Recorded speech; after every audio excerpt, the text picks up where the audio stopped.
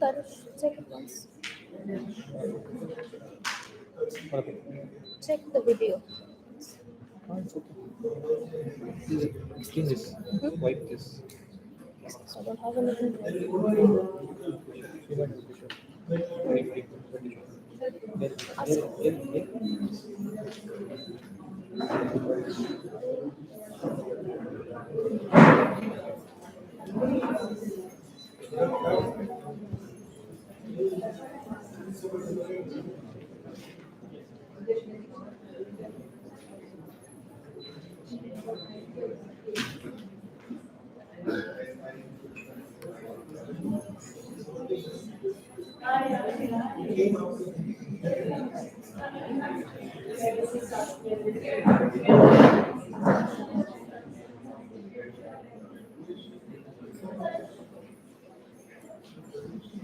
Would not be better if we come this side and check. Do you want to? Would it not be better if we go this particular audience is This is fine.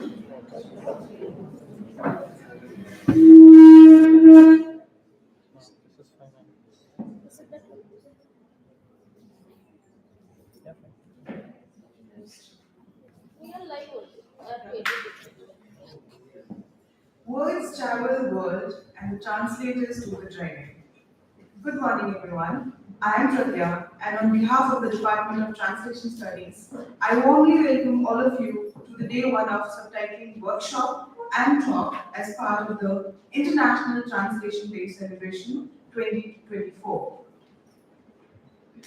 Before I request all of you to please put your phone on silent mode.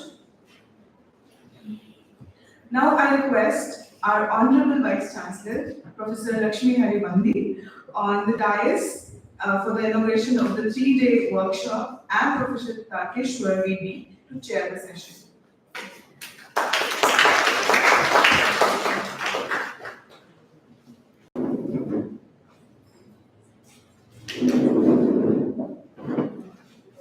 I invite Madhurima Mukherjee to please hand over the bouquet to our guest and this chair.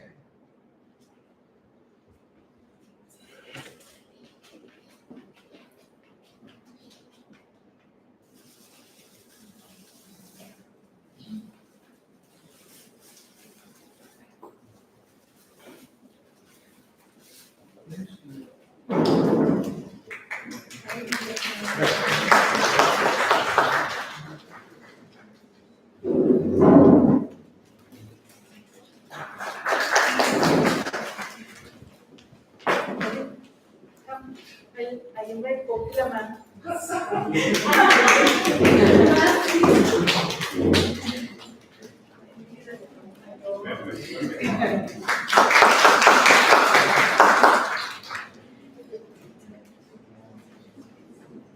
As you are already invited here, ma'am, Kokila ma'am, next invitation is to you only.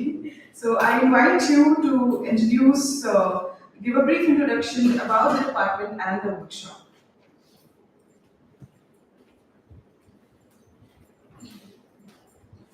Thank you.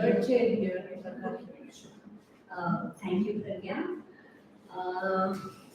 We are good morning, everybody. Good morning, everybody, and welcome to our Honorable Vice Chancellor, Professor Lakshmi Haribandi, and Professor Takeshwar, and all the guests, Professor Srimani, Professor, we are very much happy to see you people here. Welcome, Professor Anand Mahanan, and all other faculty members, Sandal and Satyajit, and we hope more in the more faculty members joining, and I welcome all the participants as well, coming from various parts of Hyderabad and the country as well. Like coming to the department, like we say generally they say ki, so and so is a founder father, but we are very proud and we are very proud to say that our Professor Lakshmi ma'am, she is our founding mother of our department, and then she has been there. So she has been there, and then from the head and dean and all, she is our vice chancellor. So we are very happy to invite her and have her here. And for the department, we started, I think, earlier to, if you were in CFL days also, ma'am used to like conduct programs in translation. And then after that, after like if you from 2010, we got a PhD program. And then after that, we had MPhil as also for a few days, few years, and MPhil, PhD, and then we got MA courses, we got PGDT, and then we are also offering BA courses.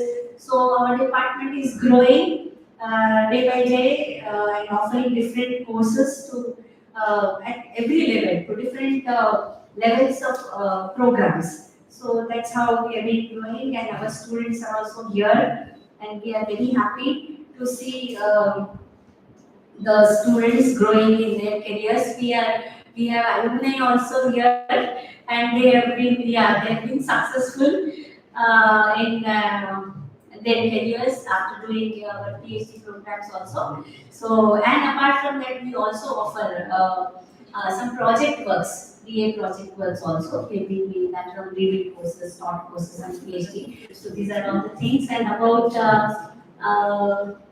yeah, the courses is like we offer a range of courses, right? And audiovisual translation, machine translation, and everything. Apart from theory and practice, these have been the days, like technical translation as well. So these are various aspects of translation and translation studies we deal with, our programs deal with. And coming to the this particular workshop, this is the brainchild of our head, Professor Nankeshwar. So he has designed and he has been there with, I mean, at every point, he has been taking care of the every detail of it.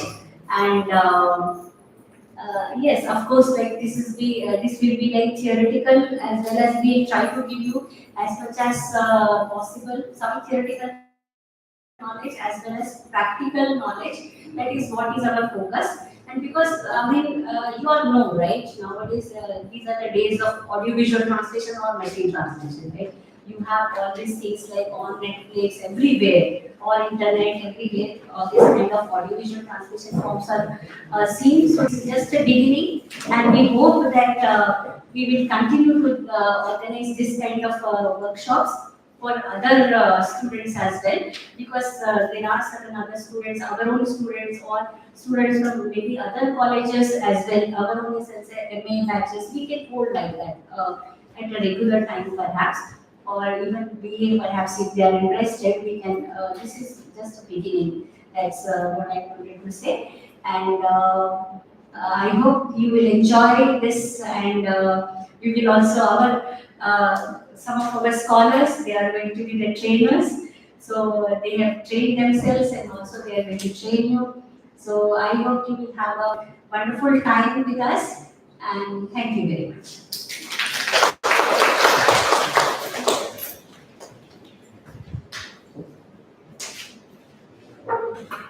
Thank you so much, Kokila ma'am, for such a lovely introduction. Moving on.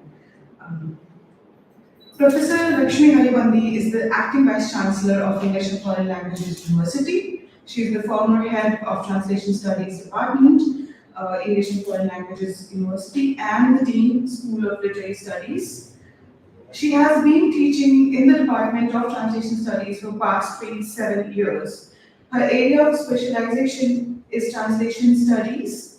She has also edited one volume of research article on translation, published a book of short stories in English translation from Telugu, edited a volume of Telugu translations from English, and published 33 research articles dealing various aspects of translation studies, and also has to her credit 24 short stories in translation from Telugu into English and vice versa. She has contributed as a course writer for 4 chapters of self-study material on translation for an undergraduate textbook in English, Theory and Practice of Translation of Dr. B.R. Ambedkar Open University, Hyderabad. She ran successfully a weekly column, English Easy, for the Telugu daily, Inadu, from January 2002 to June 2007. She offered a course on communicative English for the students of government schools and colleges in Andhra Pradesh for 1 year for the academic year of 2004 to 2005, live through KU Band Mana TV educational channel. I now welcome and request our Honorable Vice Chancellor to share a few words with us.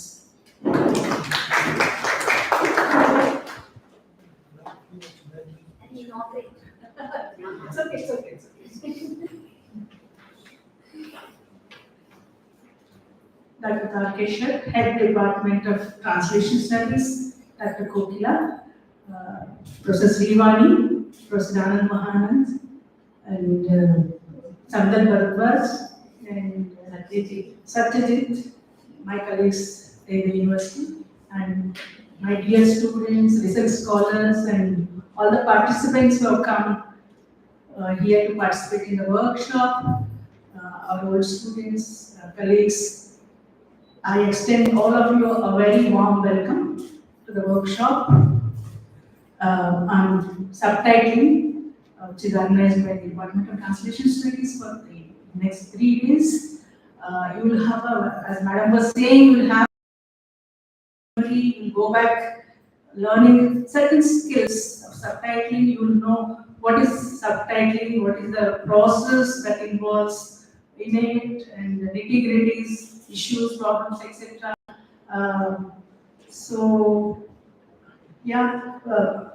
I'm here more not as a Vice Chancellor in charge, but as a member of the department, senior member of the department, and I will look at all of you as my students. So please bear with me. I will give you a brief introduction to subtitling. Subtitling, first few things that you want to learn. Let me tell you first. There were 2 dissertations, 2 scholars of mine worked in this area. Minu Sarapal, she worked on partial subtitling, and Amurajan worked on remakes. There was also a 9-day workshop at the University of Hyderabad organized by CARS in 2018. That was under the MHRD scheme of GIA, Government Initiative of Academic Networks program. It was organized in February 2018 for 9 days, and it was conducted by 2 of these foreign scholars, well-known names in this area of audiovisual translation, Professor George Diaz Tintas and I think Lucy Fryer. These 2 were the faculty of Center for Translation Studies. I think, what is the college? College of London. London College. Okay, they were here as experts, as resource persons, and it was attended by our Minu Sarapal and Jyotirmai. Both of them attended this program of 9 days, and I must tell you, Minu Sarapal was the topper in the exam. At the end of the 9-day training, there was a test, and she topped it.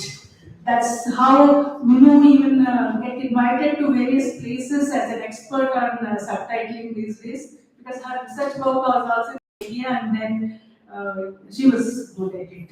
Okay, so I think that was said to be the first ever workshop on subtitling in India, which was organized by CAS in 2018. After that, I don't know, to my knowledge, maybe we are organizing it for 3 days, going by how it goes.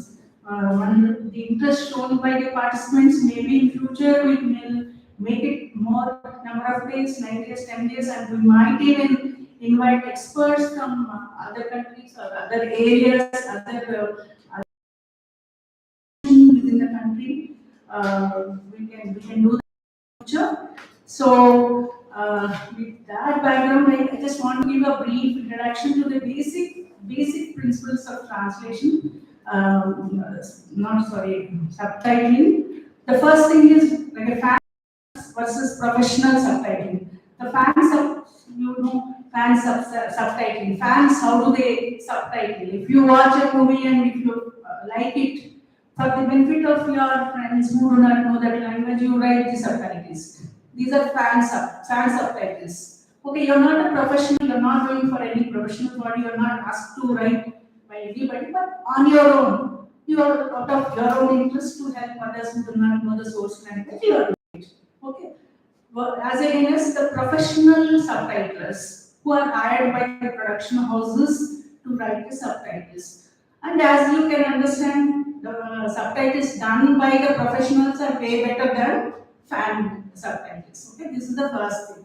The second thing is, you know that there can be intralingual subtitling and interlingual subtitling. Okay, both have their own advantages. Intralingual subtitling, we say it's for new migrants, people who are not very much familiar with the source language, they're trying to learn it, or for the people who are hard of hearing, old people. The other one, as you know, interlingual translation for anybody who will not know the source language. In a country like in India, we have about, I think, 40 films are produced in 40 different languages. So all of us, we don't know other languages, but we may be interested to watch these movies. So subtitles will help us to follow the text, etc. So this is the distinction that you have to do. And then, like in any translation, whether it is translation or interpretation or dubbing or subtitling, there are certain common issues that will crop up, and you have to know what are these issues that you will face. So then only you can take an informed decision while you are writing the subtitles. For instance, if there is a dialect, okay, so in Malayalam movies, like in many people, there were two other, I must tell you, there were two other dissertations on Malayalam movies here at IFLU, but not from our department, from other departments. So many Malayali scholars have worked in this audio-visual translation, and you know Malayalam, there are so many dialects. So how do you do justice to the dialect spoken by one particular character? So when you are writing subtitles, all the subtitles appear in the same language. If you are writing subtitles in English, you use your standard English. But how do you bring in that conversational style of differences in dialect, sociolect, idiolect? Because each character speaks in his or her own way. All those differences, those who know the source language can make out. Sometimes you can even figure out where the person is from, where he hails from, his native place. Depending on the way he speaks, he must be from Kottayam, or he's from maybe Cochin or something. You can place him to the place, regional dialects. But when you write the subtitles, you don't have any scope. You can't show that kind of a variation. So even in translation, the same thing happens. If something is written in a dialect, we can't do justice to that. Especially when you are translating from a regional language into English, all the dialectal variation gets lost. You can't do this. No, you know the importance of the dialect, but you are helpless. You can't show it when you are writing in English. This is one. There are many other things like songs. How do you write subtitles for the songs? Many people sometimes ignore songs. They don't write anything. Okay, songs. If you are the ear for music, you can enjoy. You don't know the lyrics. You don't have to know the lyrics.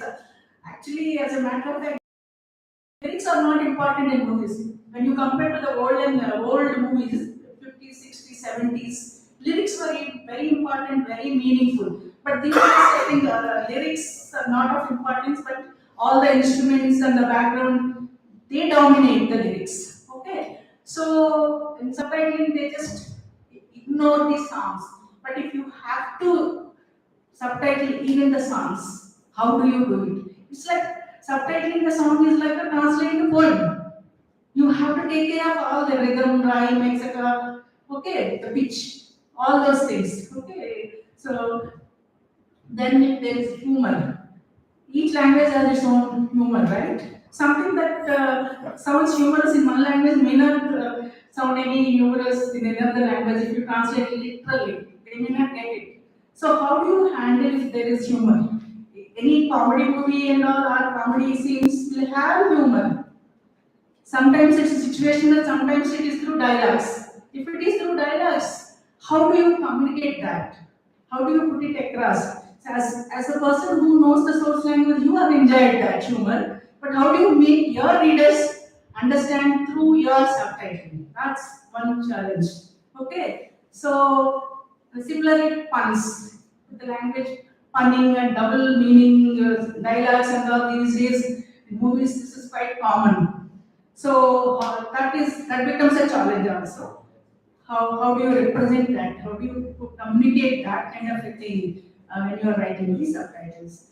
So and for primarily, you know that there are some constraints when you are writing subtitles. Okay, the space and time constraints.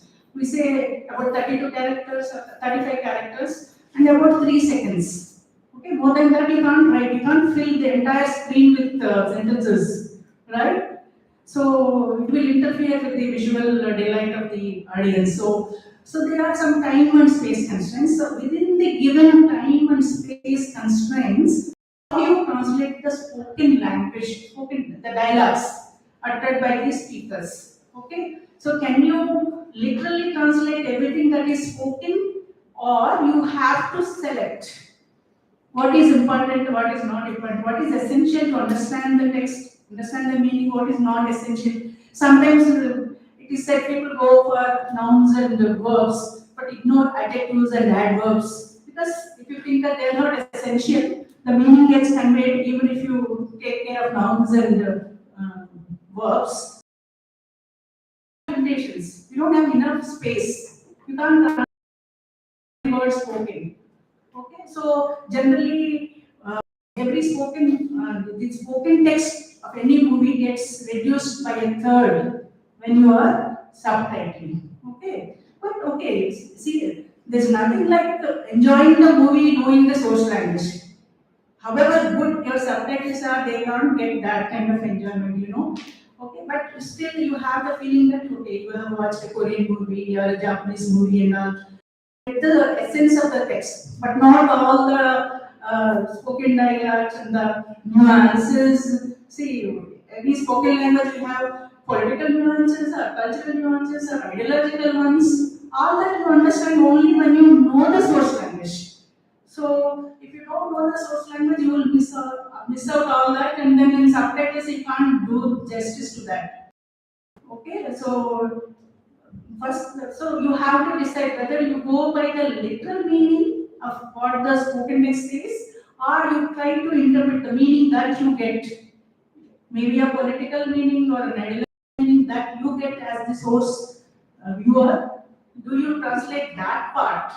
Okay, so literal meaning or semantic equivalence versus pragmatic equivalence, what the viewers get. Which one do you represent through subtitles? That becomes another issue that you have to decide.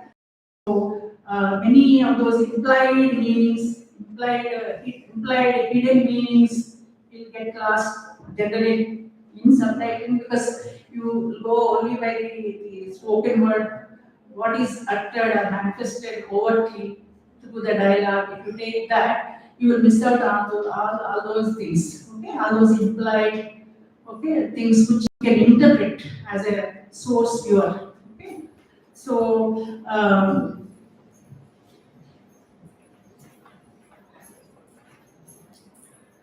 And also the timing. See, when we are talking about dubbing, we say lip sync. Lip sync is very important, especially in the close-up shots.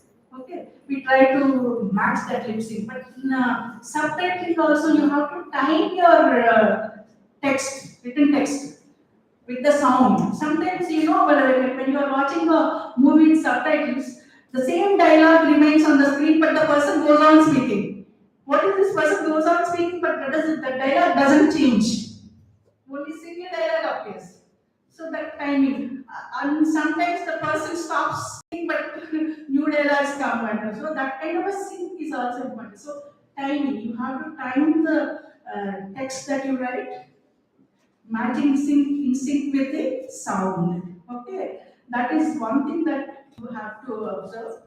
So I think in this workshop you are going to learn about technical aspects as well as the creative aspects and the other aspects that are involved in the process of translation. But I must tell you, this is just an initiative. Some of you may not be aware of all the things. Some of you have some introduction to subtitling, but in 3 days, don't think that you will learn everything and you will be a professional subtitlers. This is just an initiation which gives you an introduction to the field of subtitling. But if you are really interested in this, if you want to continue and want to become a professional subtitler, you will have to translation or interpretation or dubbing or continue whatever you have been initiated here during the 3 days. If you really want to master the art of subtitling, that's up to you. Okay, and one last thing is in translation or interpretation, we say that there's nothing like a shortcut and there's nothing like the principle. Okay, blind, something that you can blindly follow when you are translating or interpreting or dubbing or subtitling. There's nothing like that. There's no single theory or no single principle that can be applied to every context, every case, every text. Everything depends on the text and the context and the purpose and the person who is doing it and why he is doing it, why he or she is doing it. So you have to know that. So here we are not going to give you tips so that you can one standard form, okay, one size fits all. There's nothing like that. Each text, each context demands a different strategy from the translator or the interpreter or the subtitler. You will have to know what kind of a text is it. See, I was just thinking of the movies of Vijay in Tamil. So recently, I think he has entered into politics, but this talk has been going on for a long time because of the political overtones in his movies. He might take plunge into politics. People were guessing through his movies and its themes were critical of the government. So such, and these were not overtly stated, but people do interpret. So how do you, when you are subtitling, how do you take care of such nuances which are understood by the native speakers?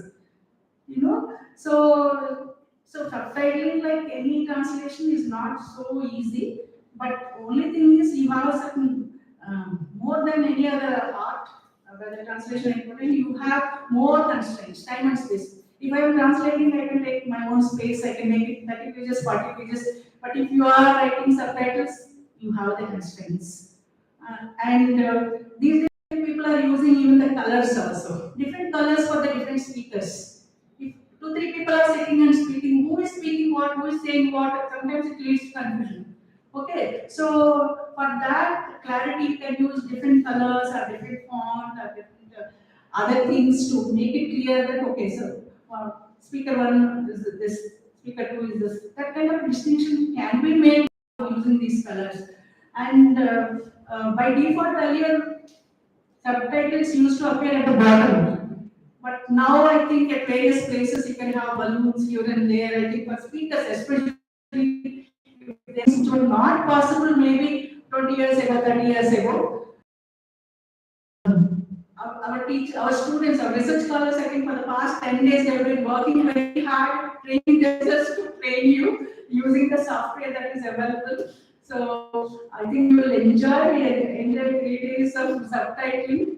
So to see anything learning new gives you some kind of kick or pleasure. So you will have that kind of a thing, and then I wish this workshop result in some future subtitlers who would continue.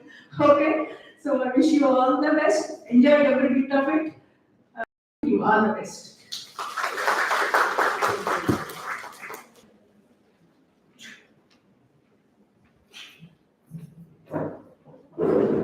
Thank you so much, Professor Lakshmi, for such an informative introduction to subtitling. I'm sure all of us are encouraged to participate more and more. And I also want to thank you for inaugurating our session. I have to say that. Okay. So I think all that I spoke as a teacher of the department of translation service. Now as the vice chancellor, I have to declare the workshop inaugurated. All the best. God bless.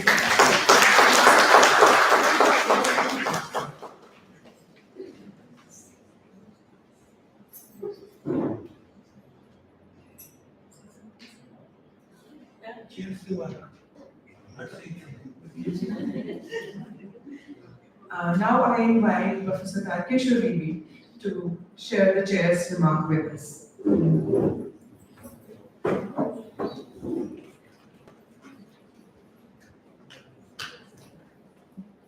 Professor Lakshmi, Vice Chancellor in charge, Dr. Kokila, my colleagues and friends. So it's an honor to chair this session when your own colleague comes as an inaugurator and as a Vice Chancellor. And yesterday night, I and Kokila were speaking at 10:30 in the night. I was asking her what arrangements were made for the inauguration. How did she inaugurate? Will there be a lamp to light it? Or will there be some button where you click and declare the workshop is open? And then we thought that the lecture itself be an inauguration, and Lakshmi lived up to it. She did not simply come here as a Vice Chancellor to adorn the table. She spoke as a scholar and spoke to you about the subtitling. That is the actual inauguration. So it's not a formal inauguration. In terms of content, also it was an inauguration. So in that sense, it was metaphorical. She has lit the light also. She has lit the light, metaphorically. So let me, as a head of the department, list out the interest areas of the department. The department functions in three ways. One is research, the other is teaching, the other is training. So, as all universities are supposed to do, we also produce knowledge and disseminate them. Research is the predominant way through which we produce knowledge, and teaching is one way of disseminating knowledge. Of course, we publish and give lectures, there is another way of disseminating knowledge. But training is also part of dissemination of knowledge. And I think our department had not done much work in terms of the training. The center, when it was a center, so we ran a PG diploma in translation, training the translators. Then we shifted to research, focusing more on production of knowledge, both MPhil and PhD, and also our own research, the faculty members. And then we were also teaching. That is mandatory as part of the faculty members in the university. We were teaching as Dr. Kokila said, undergraduate level, postgraduate level, and also at PhD level. But apart from that, then we decided that we need to restart a PG diploma program because the training has to come back. So we started the PG diploma program in the last couple of years. So it's running successfully. Apart from that, we thought we should organize workshops where we not only train our own students but also others, because translation is becoming a kind of sarvantaryami. You open your social media, in Facebook, somebody puts up a message in some language, it comes to you in your language. And now you don't see you see some signboard which you don't understand, you open your Google Lens and you understand. So when translation is becoming a kind of sarvantaryami, and there is a demand for translators too. In fact, I often get emails from the translating agencies. We need translators in this area, in this language, and we are not getting them. So, and the students are not coming to get trained in translation.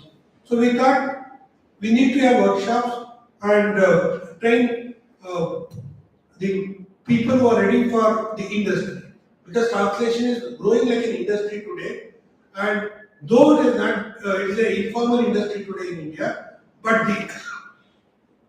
the volume of finance that is involved in translation industry is too much.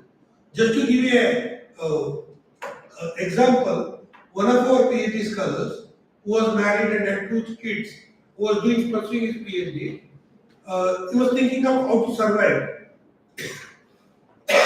He simply took up the job of translating. Now you don't have to go and work anywhere. You sit at home, they contact you, especially if it is election time. They would like to know what people are thinking, what comments they are making on candidates, individual parties, and there are campaign analyzers. That's a big industry now. And they want to know what people are thinking. People post videos, people make comments, so you need to translate them for the analyzer. So that is a big industry. He could survive and his PhD, and he could take care of his family just by translating, subtitling these videos and translating the comments. So in that sense, you can earn your livelihood through translation today, sitting at home. And even many of our PhD scholars, as part-time, without informing us, they do it. Because if they inform us, they will not get it. Show that they are unemployed and they are focusing on PhD, but so in that sense, translation has become a major livelihood. Translation meeting in the department, and generally on some issue, that is the theme of the International Translation Day, or we used to invite a scholar to give a lecture. Then we thought we should have a workshop. Some concrete outcome also should be there. So when we had a discussion, our research scholars readily agreed to have the workshop. They've done all the groundwork for the last 1.5 months. So here you are, and I will not speak much about translation because Lakshmi has already spoken about it, and I will be here again after the inauguration, after the tea break, to talk about the philosophy and history of subtitling and some of the issues that we might engage with. The structure of the workshop is like this. We just wanted to have 30, but we have accepted 40 people for the workshop, thinking that there might be some dropouts because of initial enthusiasm when you apply online with them, because now you just have to click the button and then fill the details. And sometimes it will be auto-fill. You don't have to even fill it up because your data is stored in the Google Chrome or some other browser. It will fill up itself. So you simply click the button, and we are not charging you much. We didn't ask you to pay the amount immediately also. And the amount that we are asking is simply a token amount. So in that sense, we are not charging you anything. So people simply apply, they will be dropouts. So that's why we accepted 40. I think already we have covered more than 30 now in that sense. So they will go like this. There will be talks by the experts, and there will be hands-on training. So you need to bring a video clip, the language in which you are familiar with. It should be 10 to 30 minutes, and software has to be installed in your laptop, and you need to translate it. And there will be a mentor. So we are going to divide the participants in terms of their language expertise. Have a kind of interaction with them. Today and tomorrow, day after tomorrow, you need to finalize your subtitle. So the video with subtitling should be ready by Monday morning, and Monday in the second session, there will be presentation of the subtitled videos, and then in the afternoon, we will have International Translation Day celebration. There will be a talk on the International Translation Day topic this year, and then we might also have a book release program, a translation carried out by Professor Lakshmi,